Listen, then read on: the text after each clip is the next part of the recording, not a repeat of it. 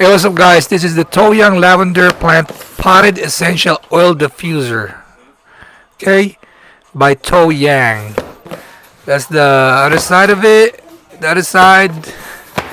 This is the spec right there. So that pretty much will tell you everything.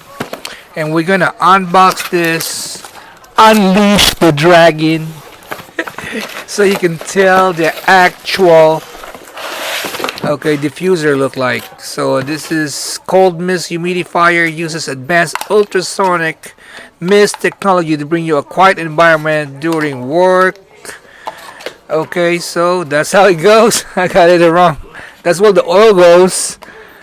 Okay, lining up right there to the notch. Blow.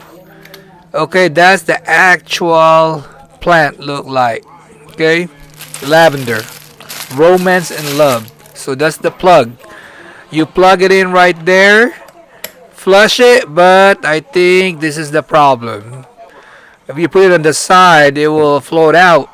If you plug it all the way in, it'll be shaky. It won't stand up. It will wiggle side to side. I don't think this is a good design. You see it's wiggling, and if you turn it to the side, it's not gonna flush all the way, so you might lose some connection right there.